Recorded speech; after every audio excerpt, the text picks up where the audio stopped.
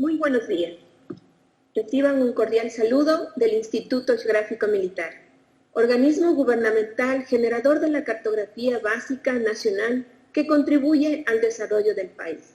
De igual manera, contribuye con la difusión de las ciencias de la Tierra y astronómicas.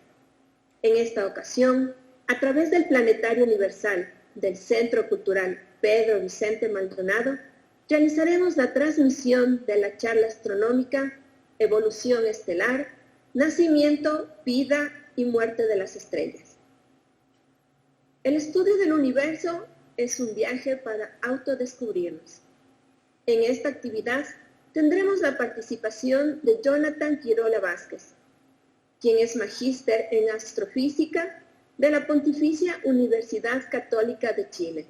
Estudió el pregrado en física en la Escuela Politécnica Nacional. Es candidato a doctor por la Pontificia Universidad Católica de Chile.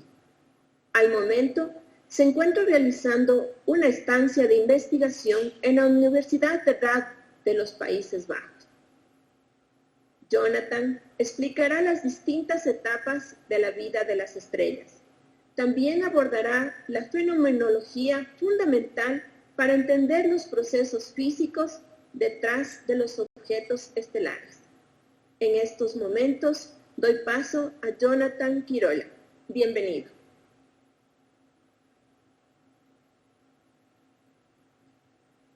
Hola, buenos días primeramente, buenos días, bueno, desde acá buenas tardes. Espero que se encuentren muy bien.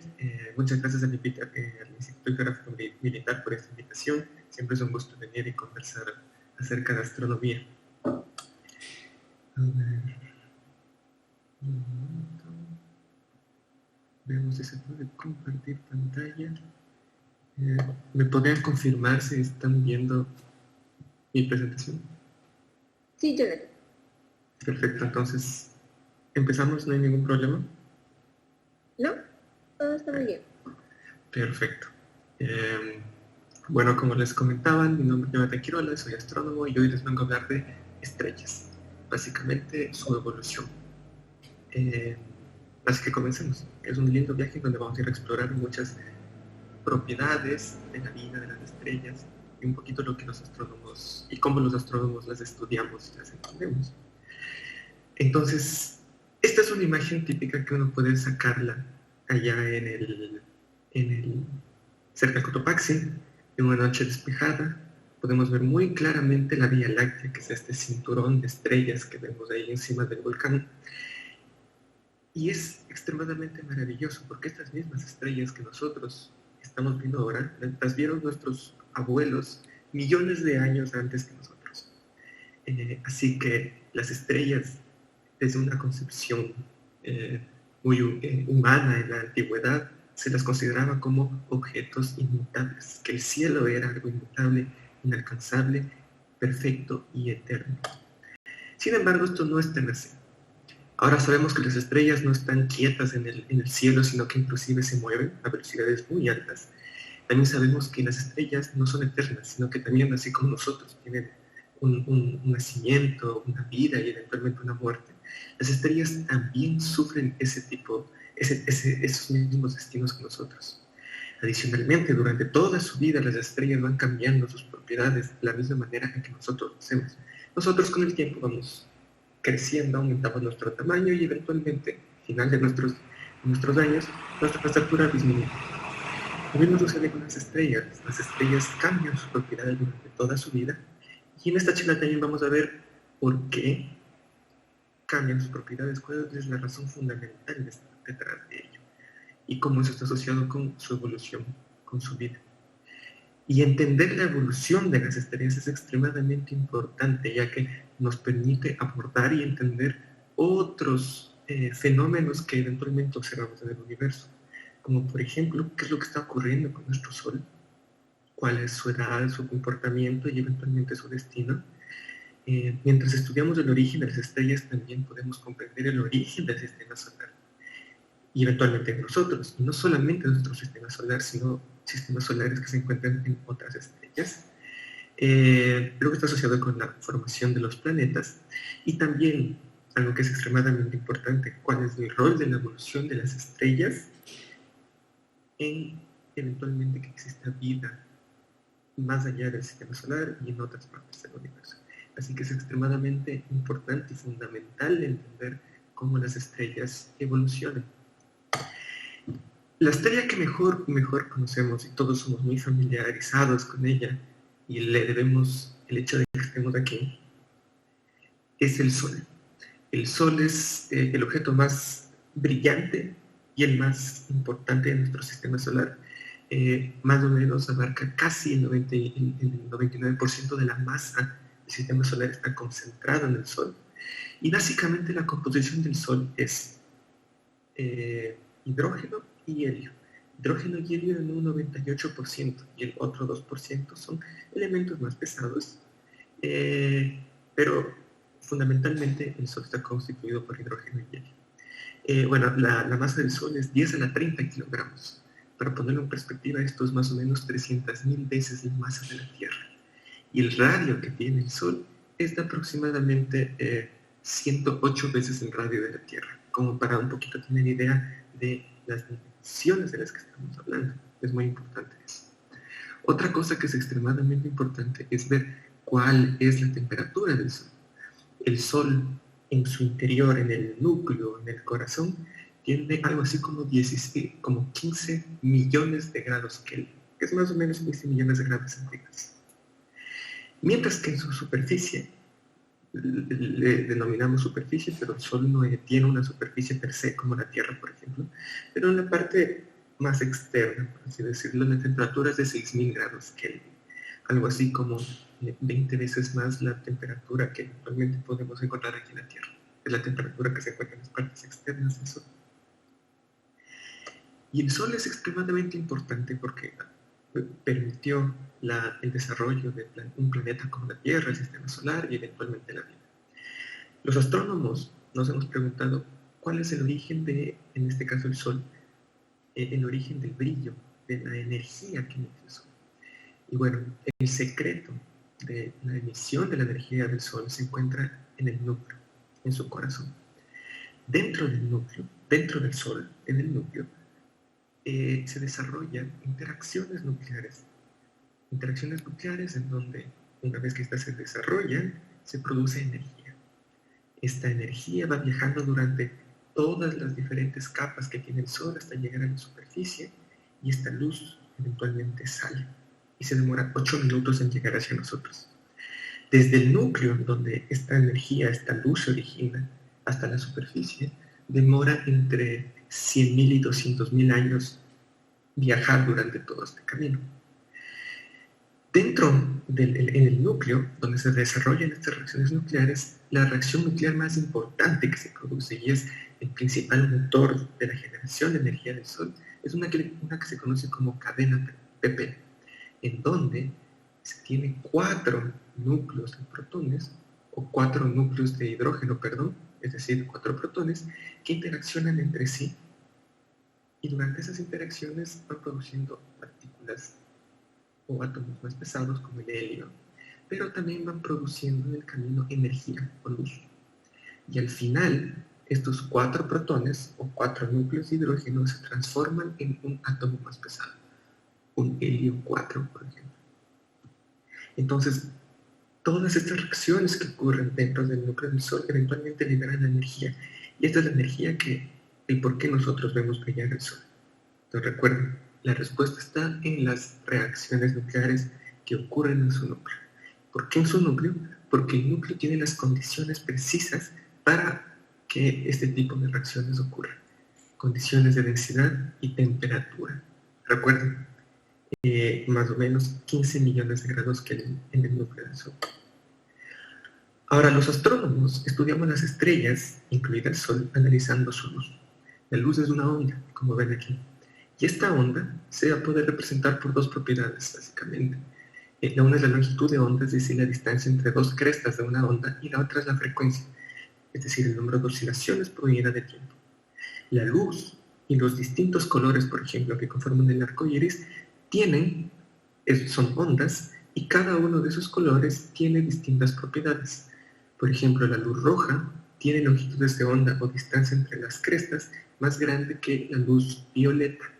Estas características, tanto de longitud de onda como de frecuencia, dan las propiedades particulares que cada tipo de luz tiene. No es lo mismo la roja que la violeta, por ejemplo.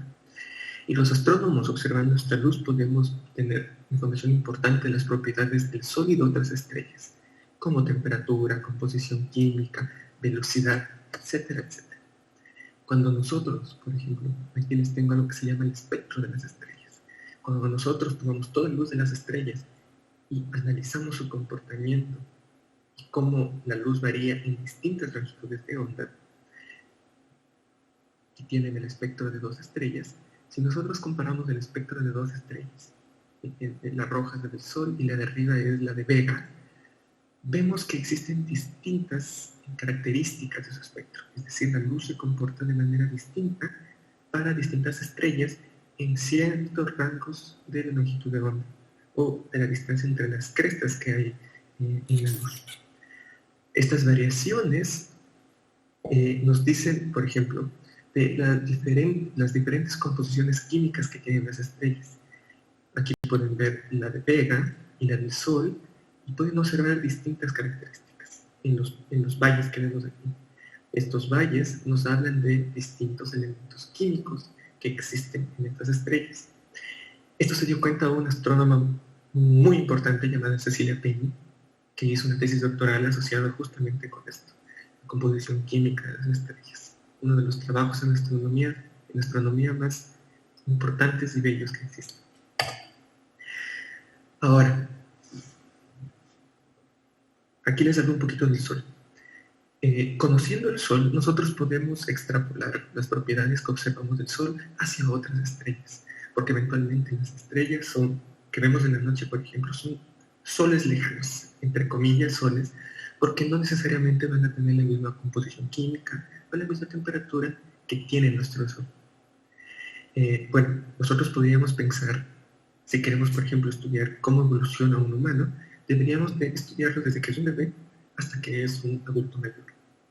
Esta sería la mejor forma y ver cómo van cambiando las propiedades de un ser humano, su estatura, su peso, etc.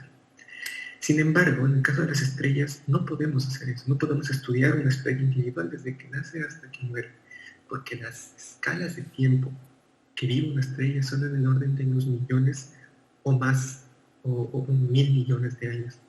Así que humanamente no es posible. Entonces, ¿cómo hacemos los astrónomos para estudiar las estrellas y su evolución si no podemos traquear cómo va evolucionando durante toda su vida? Pues lo que hacemos es estudiar las estrellas, la mayor parte de estrellas que podemos ver en el cielo, en donde estaríamos mapeando muchas estrellas en distintas etapas de su evolución estelar. Eso es lo que básicamente hacemos. Las estrellas, en general, se forman a través del colapso gravitacional. ¿Qué es el colapso gravitacional? Normalmente las estrellas se forman a partir de nubes de gas y polvo. Son nubes gigantescas que tienen masas de cientos o miles de veces la masa del Sol y que eventualmente sus partículas, este gas y ese polvo, se va agrupando por medio de la fuerza de la gravedad. La misma gravedad que, por ejemplo, hace que caigan las cosas, esa misma fuerza es la que hace que eventualmente las partículas gas y polvo de estas nubes se vayan juntando y vayan formándose eventualmente estrellas. En algún punto, cuando esta acumulación es lo suficientemente grande, logran prenderse reacciones nucleares en estos núcleos, y al producirse reacciones nucleares se está produciendo energía dentro de estas nubes de gas y polvo. Eventualmente, aquí tenemos un video que un poquito lo simplifica.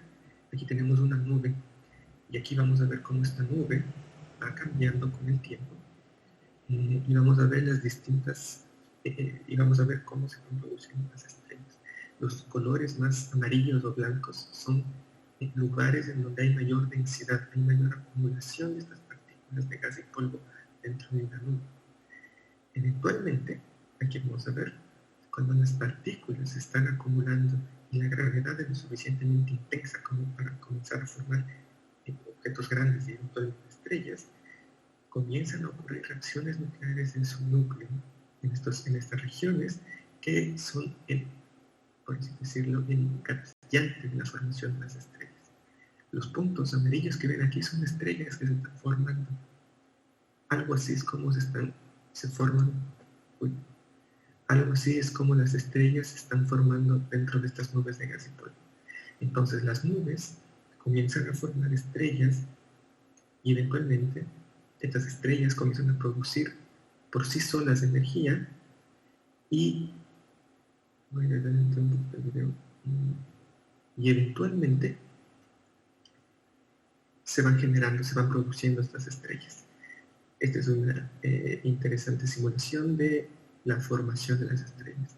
Esta simulación corre en el orden de millones de años, así que los procesos que aquí están viendo son procesos que están siendo, por así decirlo, adelantados para que podamos ver cómo esto se está produciendo esencialmente. Entonces, por ejemplo, aquí tenemos una estrella que se formó. Eventualmente, estas estrellas recién formadas interaccionan con otras estrellas que se formaron de la misma nube, así que es más o menos como las estrellas se van formando a través del colapso gravitacional, es decir, las partículas de la nube se van formando hasta que la gravedad es lo suficientemente fuerte como para que se genere una estrella. Una vez que las estrellas se forman, como nacen de una nube que es más o menos esférica, hay una propiedad muy interesante de la física que se llama el momento angular. El momento angular es básicamente la rotación de esta nube.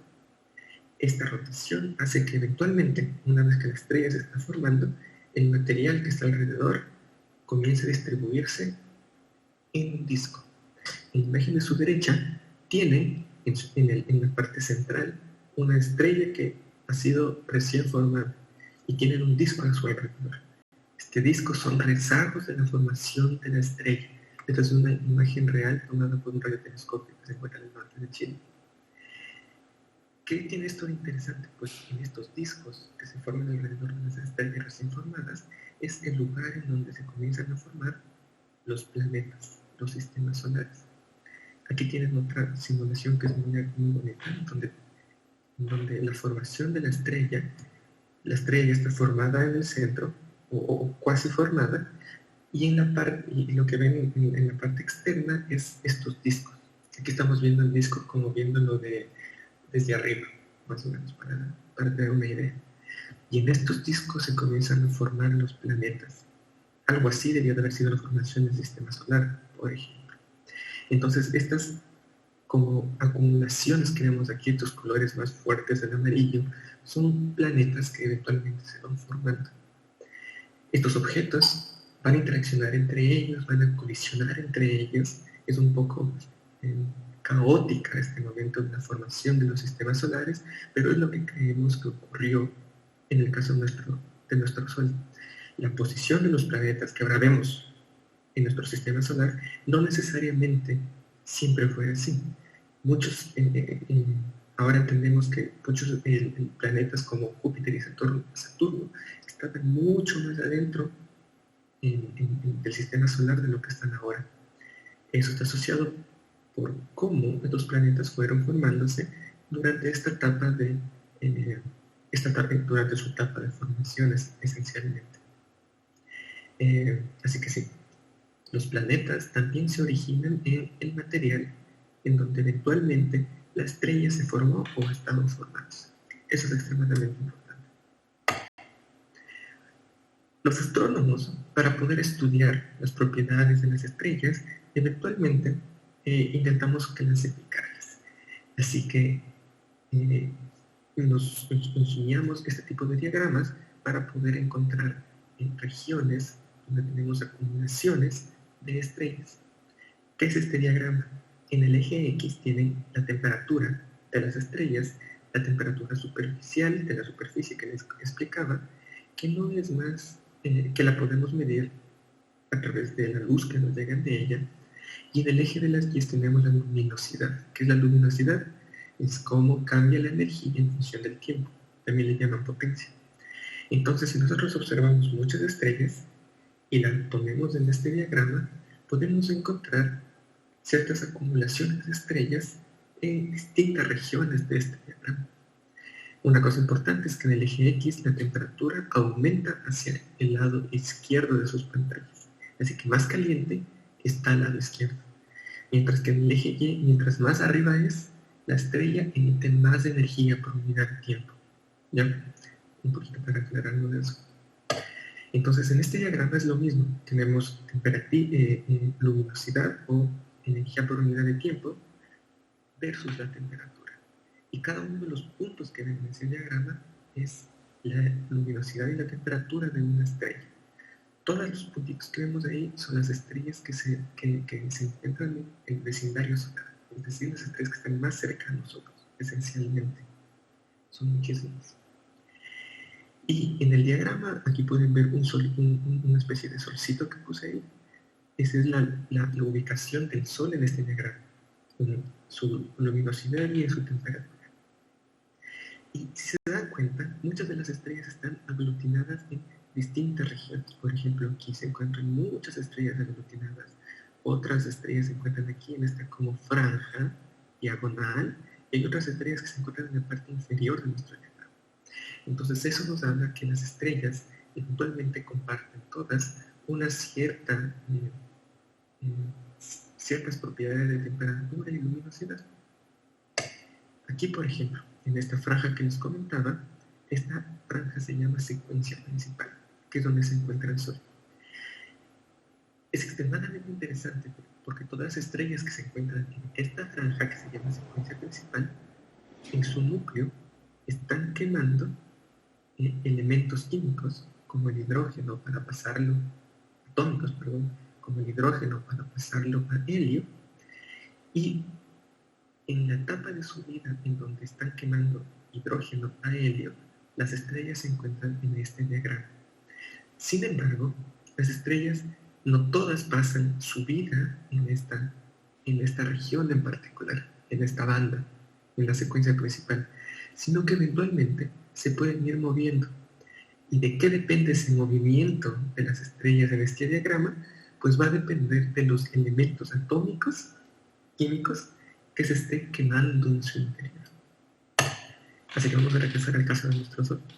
Si recuerdan lo que les decía, la fuente de energía del Sol está en su núcleo, en su corazón, en donde ocurren reacciones nucleares, en donde se llamaba cadena Pepeu, en donde teníamos 4 núcleos de hidrógeno o 4 protones, que es lo mismo, y interaccionan y se transforman en un átomo de helio 4, un núcleo de átomo más pesado. Esto el Sol lo ha hecho más o menos durante 4.000 millones de años. Más o menos el Sol está en la mitad de su vida ahora, para tener una idea. El Sol va a seguir haciendo esto, va a seguir quemando hidrógeno en su núcleo durante los próximos 4 o 5 mil millones de años. En nuestro diagrama HR que les mostraba antes, el Sol se encuentra aquí, en la secuencia principal, en este punto.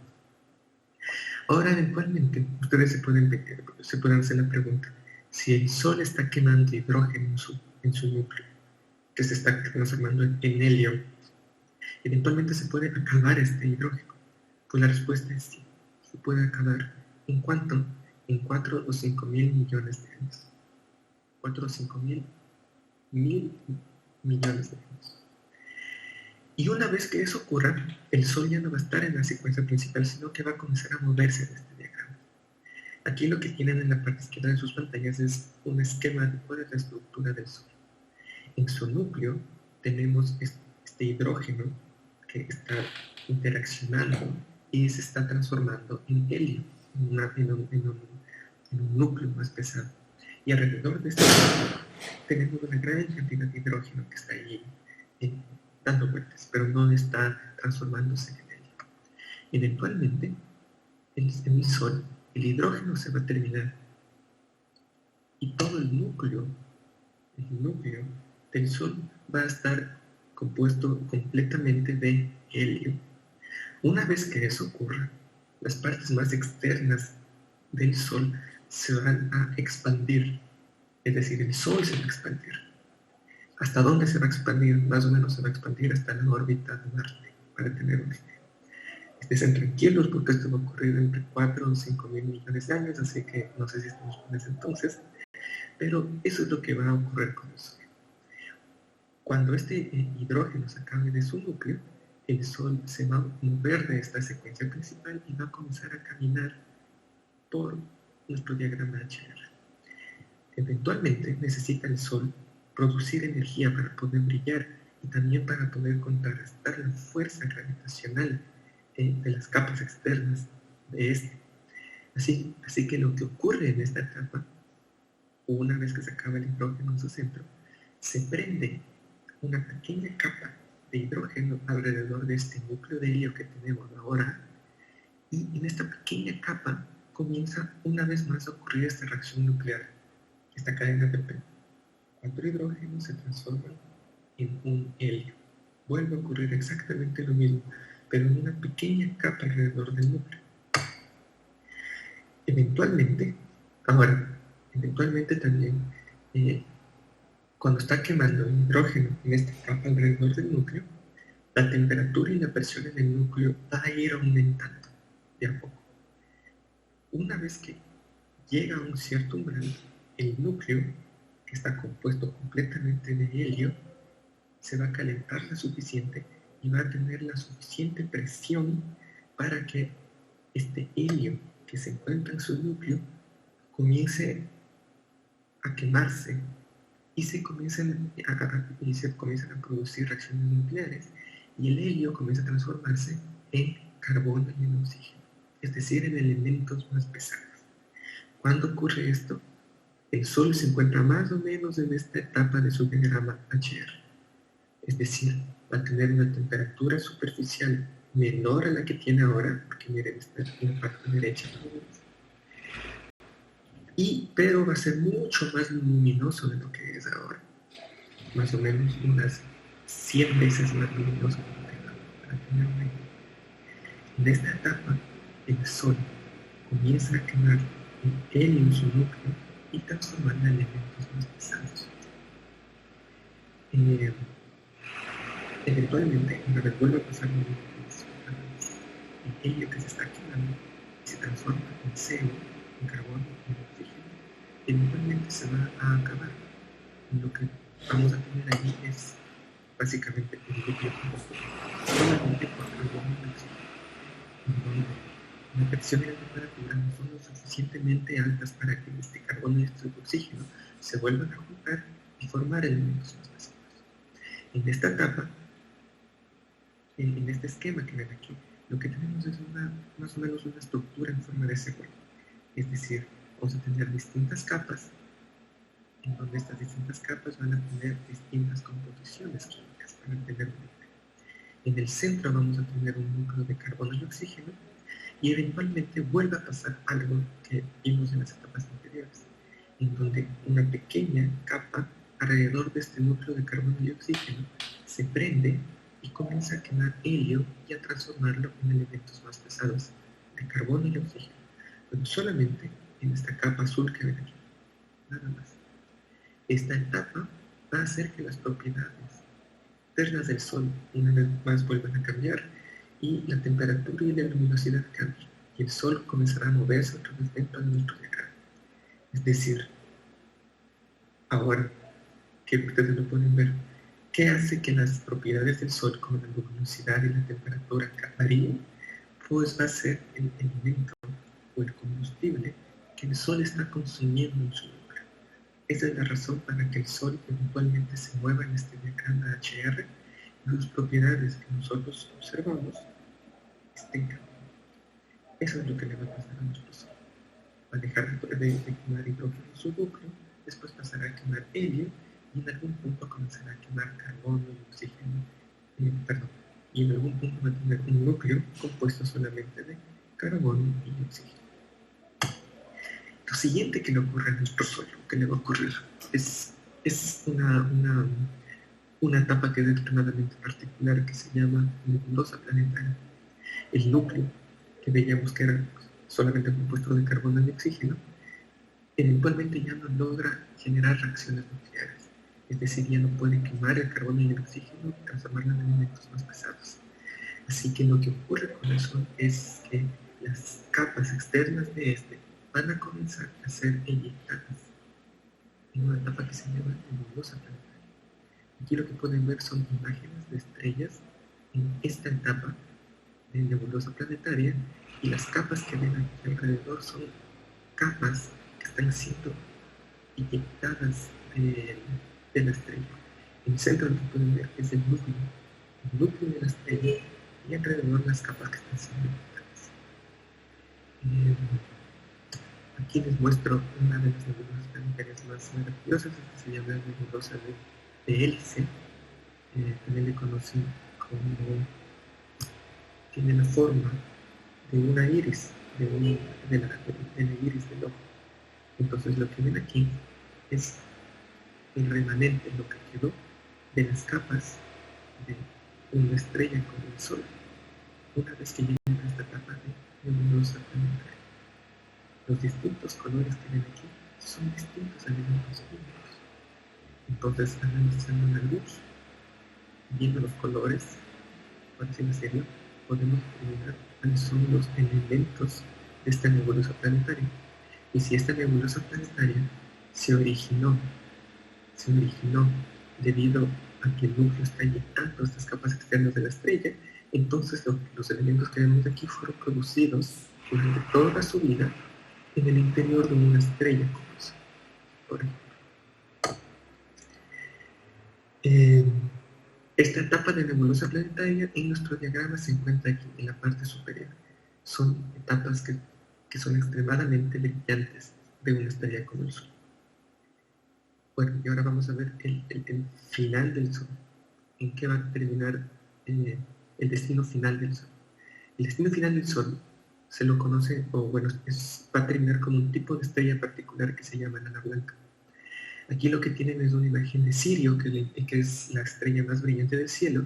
Sin embargo, es una estrella que también tiene una compañera que se llama Sirio B, que es este pequeño puntito de luz que está aquí. Y es una enana blanca. ¿Qué es una enana blanca?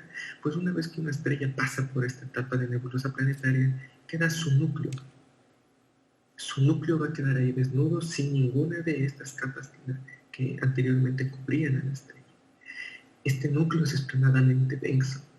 Más o menos, este núcleo tiene una masa del orden de la masa del Sol, pero en una esfera de un radio de 10.000 kilómetros. Para tener una idea, la Tierra tiene un radio de 6.000 kilómetros.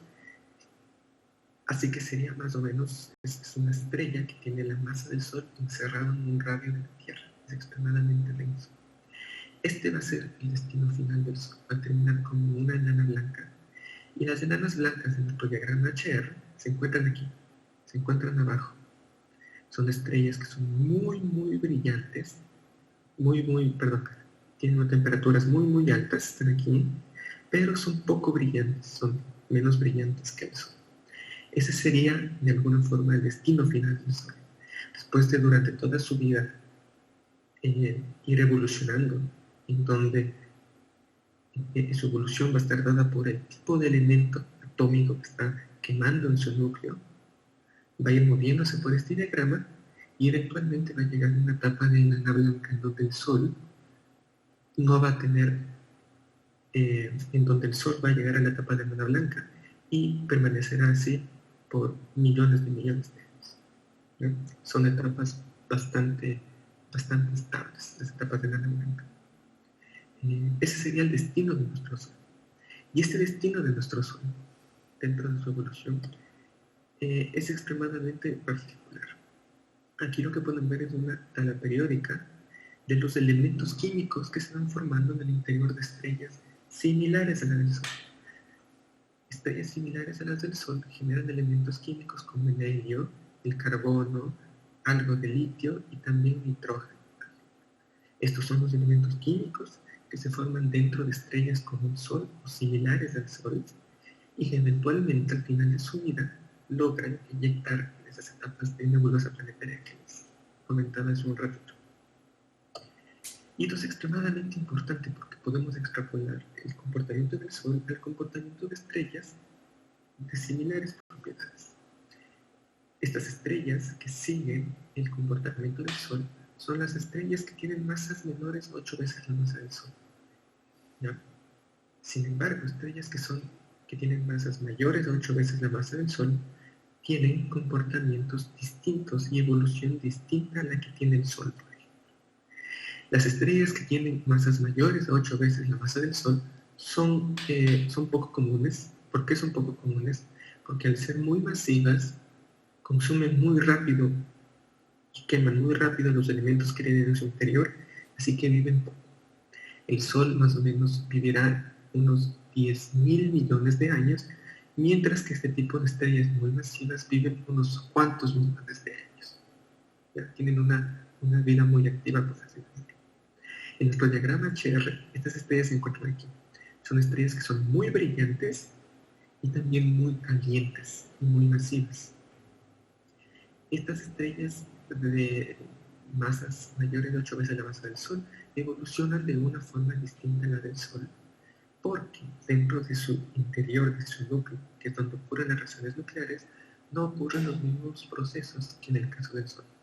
Si recuerdan, en el caso del Sol, el principal proceso para la generación de energía era de la cadena PP, que tiene 4 núcleos de hidrógeno que se transforman en un núcleo de helio.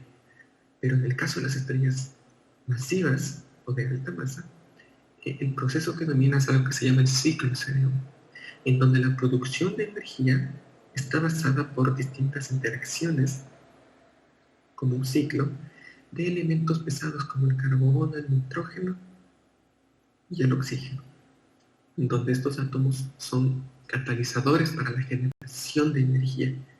Este proceso es el dominante en las estrellas con masas mayores a 8 veces la masa del Sol, lo cual es distinto al proceso para estrellas menores a 8 veces la masa del Sol. Y estas estrellas, a diferencia de las estrellas como el Sol, logran quemar elementos en su interior durante toda su vida e inclusive llegan a formar al final de su vida un núcleo de hierro. Y también tienen estas estrellas una estructura en su composición química muy similar a la de una cebolla, en donde al final de su vida llegan a formar un núcleo de hierro y las distintas capas a su alrededor están compuestas por elementos menos pesados, pero elementos que no se formaban en el caso del Sol. Por ejemplo, el neón, el silicio, el azufre, etc. Así que estos elementos más pesados que no aparecían en las estrellas de baja masa se originan en estrellas de muy alta masa. Una estrella de muy alta masa muy famosa es Betelgeuse, se encuentra en el hombro derecho del cazador de la constelación de Orión, y es una estrella que tiene un radio de 900 veces la masa del Sol y más o menos 20 veces la masa del Sol. Para tener una idea de qué tan grande es una estrella así, pues aquí tienen una imagen tomada por uno de los telescopios de 8 metros que tenemos en Chile, de fondo, y estas líneas blancas son las órbitas del sistema solar.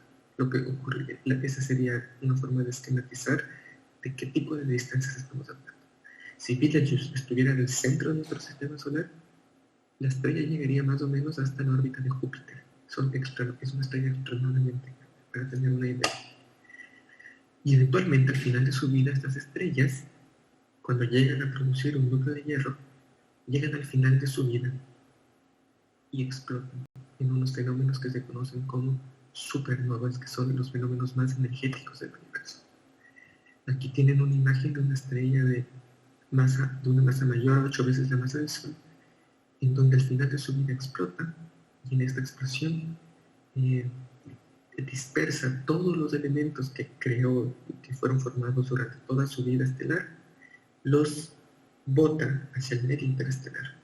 Y esto es extremadamente importante porque está enriqueciendo el medio interestelar por elementos pesados, carbono, nitrógeno, oxígeno, neón, silicio, azufre, que eventualmente van a contribuir a la formación de la siguiente generación de estrellas. Así que es extremadamente importante las supernovas porque elementos pesados que eventualmente se originaron en las estrellas de masas mayores a 8 veces la masa del Sol, como el sodio, el magnesio, el potasio, el oxígeno, el fósforo, fueron generadas o se formaron dentro de estrellas que tienen masas mayores a 8 veces la masa del Sol, pero cuando explotaron, estos elementos fueron diseminados a nivel interestelar y ayudó a la formación y enriqueció estos elementos a la formación de nuevas estrellas, estrellas como el Sol, en donde eventualmente formaron planetas o un planeta como la Tierra, y estos elementos pesados eventualmente ayudaron a la formación de vida. Por eso es extremadamente importante entender los procesos de evolución de este tipo de estrellas también. Un poquito como, para ya ir finalizando, un poquito como resumen, las estrellas se originan a partir del colapso gravitacional de nubes de gas y polvo muy grandes, que por medio de la gravedad forman estrellas chicas o estrellas muy grandes. Las estrellas chicas, como el Sol, eventualmente terminan su vida como enanas blancas, después de pasar muchas etapas en donde van quemando distintos elementos de su núcleo, mientras que las estrellas de alta masa al final de su vida explotan como supernovas y distribuyen todo el material que generaron durante su vida estelar en el medio interestelar. Sin embargo, estas al final de su vida, una vez que explotan, su núcleo tiene dos posibles vías, dos posibles canales. El primero es que se forma una esfera de neutrones y el otro es un agujero negro, que vamos a verlo un poquito rato. Una estrella de neutrones es un remanente que queda de la explosión, de la explosión de estrellas muy masivas. Esta estrella está compuesta primordialmente de neutrones, que son partículas que no tienen carga. Así que este tipo de estrellas son extremadamente exóticas, porque son muy densas. ¿Qué tan densas son? Pues tienen un diámetro o un radio de unos 10 kilómetros más o menos, pero tienen masas del orden de la masa del Sol. Entonces, más o menos para entenderlo, es decir, que en una esfera del radio, de la distancia que hay desde Panecillas del Parque Bicentenario, existe una masa de más o menos la masa del Sol. Son extremadamente densas este tipo de estrellas. Y muchas veces este tipo de estrellas viven en pares de estrellas de neutrones, que eventualmente estas estrellas están orbitando una respecto a otra, y eventualmente estas estrellas llegan a tocarse, y esta colisión o esta fusión de estrellas generan también otros de los eventos más energéticos del universo que se llaman kilonovas. En estos eventos de kilonovas se producen elementos muy pesados que no se producen en las supernovas. Elementos como el oro, el platino, el plomo, vienen de este tipo de eventos, de la fusión de estrellas de neutrones. Bueno, y finalmente los agujeros negros. Los agujeros negros son objetos que tienen una gravedad extremadamente alta.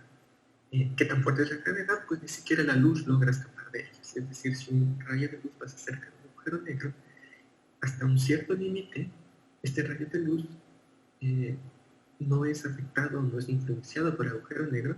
Sin embargo, una vez que cruza un cierto umbral que se llama horizonte de eventos, el agujero negro, la luz, el rayo de luz cae dentro del agujero negro, no se larga. Este tipo de objetos que son extremadamente raros y son estudiados muchísimo, se originan debido a la explosión de estrellas que tienen masas mayores a 20 veces la masa del Sol, más o menos. Y normalmente, al ser, por su nombre, agujero negro, no emite luz. Sin embargo, lo logramos detectar o identificar cuando tienen una estrella compañera a su alrededor, ¿ya? Entonces, si nosotros analizamos la luz de la estrella compañera, podemos inferir la masa del objeto invisible, entre comillas, que está a su alrededor, y podemos inferir que se trata de un nodo de agujero negro. Y otro método que solemos usar para poder detectarlos es cuando una estrella pasa muy cerca de un agujero negro, en donde este eventualmente se la traga, literalmente. Aquí hay un video muy agradable al respecto.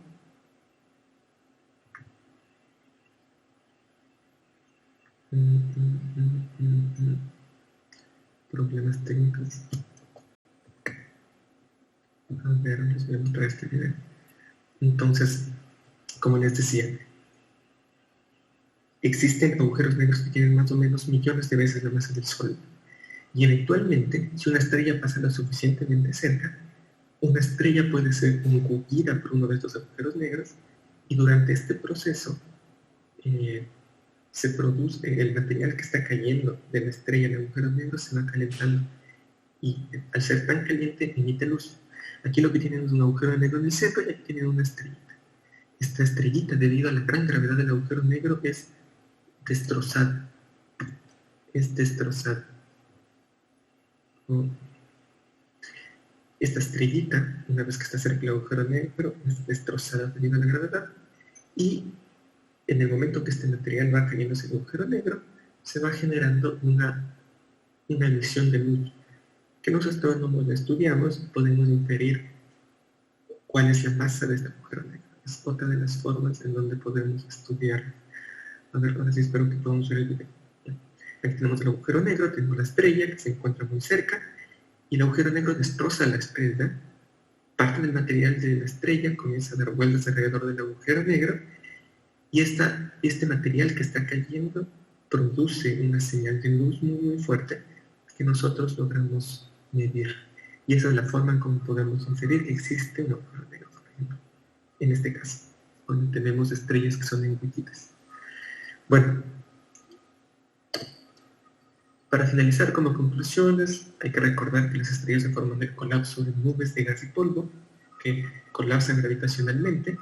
El Sol es una estrella que va a vivir unos 9.000 millones de años, está en la mitad de su vida, y los cambios en sus propiedades van a depender del tipo de elemento químico o atómico que quema en su núcleo, y así para todas las estrellas.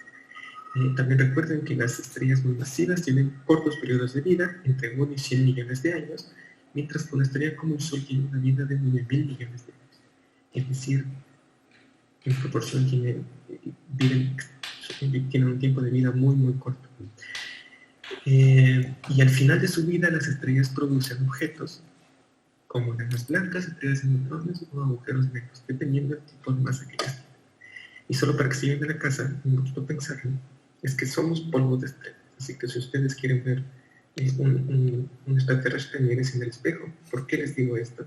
Porque todos los átomos que nos componen, de carbono, de oxígeno, de nitrógeno, de calcio en los huesos, de hierro en la sangre, fueron producidos o generados en el corazón de estrellas que eventualmente explotaron, y todo ese material eventualmente formó nuestro Sol, formó nuestro planeta y nos formó a nosotros.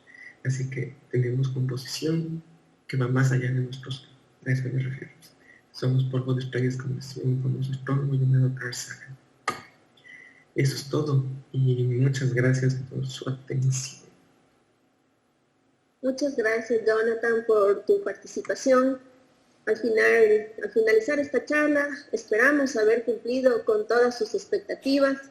Agradecemos de igual manera la participación a todos nuestros usuarios que el día de hoy nos acompañaron. A la vez, les invitamos a seguir con este ciclo de charlas enfocadas en la astrofísica, que serán impartidos por profesionales expertos en este ámbito.